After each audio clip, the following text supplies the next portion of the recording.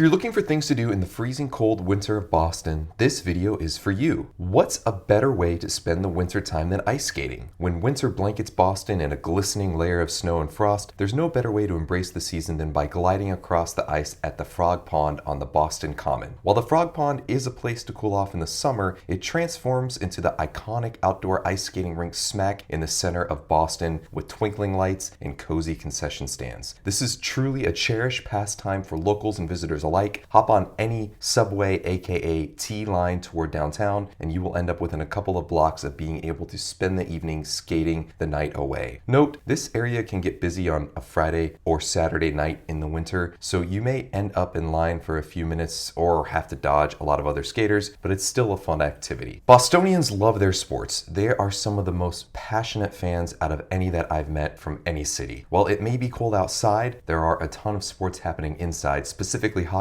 and basketball. Throughout all of winter, the Boston Celtics, Boston's professional basketball team, and the Boston Bruins, Boston's professional hockey team, play games at TD Garden at the North Station. While tickets can be a bit pricey, especially because both teams are really good right now, the games are a blast. You will feel like a part of a family as long as you don't root for the opposing team. These are more than games, they are a spectacle. Pretty much everyone in the US knows about the Celtics and Bruins, but if you're looking for sporting events that are a bit cheaper and a bit more unique and perhaps off the beaten path that offer just as much passion, you should totally check out some college hockey. Boston really could be considered the center of the college hockey universe. While other college sports are spread out throughout the nation, college hockey is primarily in the Northeast with some teams scattered across the Midwest and a couple teams out on the West Coast. Boston has 4 major college hockey teams: Boston University, Boston College, Harvard University, and Northeastern University. I've been to see all 4 of these programs play, and every game was a blast. If you're near the center of Boston, odds are that Boston University and Northeastern would be the easiest sites for you to get to. Northeastern's venue, Matthews Arena, is really cool because it's the world's oldest multi-purpose athletic building still in use, as well as the oldest arena for use in ice hockey. No matter which team you choose to go watch, you will get to witness the passion of the fans who either graduated from the university or had friends graduate from there, or are actually in school alongside the players. Being from Texas, I saw a ton of parallels between the passion that these fans have for their hockey team and the passion that I've witnessed fans have for their local football team. If you come during February, you should check out the Bean Pot, which is an annual tournament between these 4 schools to crown the college hockey champion of Boston. As expected, fans filled TD Garden in full force to hopefully watch their team prove to be the best in Boston. Note, this list doesn't include some of the other college hockey programs you could easily get to if you hopped on the commuter rail. College basketball exists at each of these schools too. While these teams do have their dedicated fans, in my experience, they are not quite as popular and don't bring out quite as much passion as college hockey. Not as big of a spectacle, but if you're a sports fan, you will likely still appreciate what they have to offer. Staying on the sports topic, while technically not in Boston, you can always take a quick day trip to go skiing or snowboarding, and there are plenty of places close by. Stowe, Vermont, and Mad River Glen, Vermont are popular and perhaps better weekend trips depending on how much time you want to allocate for skiing in one day. Cannon Mountain in New Hampshire is only about 2 hours from the center of Boston, and Wachusett Mountain in Massachusetts is only an hour away if you really need to scratch the itch. Critics will also say that the skiing isn't as good as Colorado, but look, we're not in the Rockies here in Massachusetts, so you take what you can get. It serves its purpose, an activity well worth your time if you're looking for something to do during winter. If you really want to take in some of the serene New England winter scenery, bundle up and head out to the Blue Hills Reservation. This park is just a quick drive outside the city, and who says it has to be warm out to take a hike? The trail leads through pristine forest and rocky outcrops, providing breathtaking views of the city skyline, dusted with snow, depending on if we've had a good snowfall. It's an opportunity to experience nature in its quiet, peaceful, and serene winter state, and there are usually less crowds to compete with than warmer seasons. Every year in the wintertime, the Seaport neighborhood transforms into Snowport. Straight from their website, Snowport is filled with activities and events including outdoor iceless curling, evergreen trimmings and trees at the tree market, an annual holiday tree lighting, Light Up Seaport, annual menorah lighting, and of course, Betty the Yeti sightings throughout the season. The holiday market at Snowport is a, quote, luminous and enchanting open-air market, end quote, that will showcase over 120 businesses, as well as an inviting dining area with 17 food and beverage concepts. Snowport is great because you can go more than once and try a different activity each time. It's great for entertaining a large group or taking family when they're in town. While you're out and about in Seaport, you can actually head to the Envoy Hotel's Lookout Rooftop bar and rent an igloo for the evening. Okay, it's not a real igloo, but it's warm enough for you and your friends to enjoy a night together with city views of Boston without getting too cold, and these are views that are usually reserved for the summertime. If you do want to do this activity, reservations are required in advance, and you won't be able to spend the entire night here because each reservation has a maximum duration of 2 hours. Maybe a great spot for cocktails before heading to dinner. For those seeking an active and adventurous way to spend a winter day, indoor rock climbing gyms in Boston are the answer. These facilities offer a thrilling experience for climbers of all skill levels, providing a safe and controlled environment to challenge yourself and stay in shape during the colder months. Climbing walls, bouldering routes, and friendly communities of climbers await, making it a great way to beat the winter blues and embrace a new challenge. Central Rock Gym has locations in the West End, Fenway, and Harvard Square, and Rock Spot Climbing has locations in Brookline and Southeast. So there are plenty of places for you to check out for your indoor rock climbing experience. Another way I love to pass my time in the New England winter is by seeking refuge in Boston's charming independent bookstores. I like how Boston has a good selection of bookstore and cafe combinations. Trident Booksellers and Cafe in the Back Bay and Beacon Hill Books and Cafe in Beacon Hill offer not only a treasure trove of books, but also cozy corners where you can curl up with a good read. With a cup of coffee or tea in hand, just go ahead and lose yourself for the day in the pages of a captivating story. It's really a nice break from the winter cold. Did you know that Boston has a theater district? Winter is the perfect time to enjoy cultural performances that adds a touch of charm to the season. The Nutcracker is probably the most popular performance that the Boston Ballet puts on, and it runs through November and December. I realize these dates are technically fall, but look, it's cold out in November, December, and it's a go-to date night if you're up for it. After the new year, the Boston Ballet also puts on a winter experience, which is truly a fun night to go out.